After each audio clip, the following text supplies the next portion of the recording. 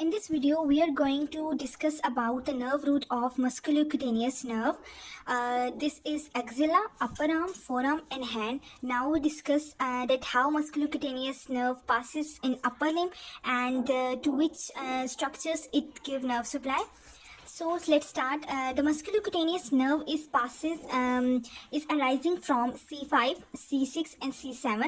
Then after passing through brachial plexus in axilla, it gives branch to coracobrachialis, or we say that it supplies to coracobrachialis.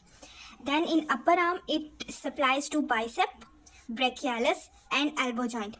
Three branches: bicep, brachialis, greater part of brachialis and elbow joint.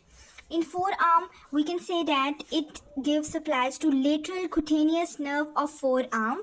In this way, the musculocutaneous nerve passes in our upper limb and supplies all these structures.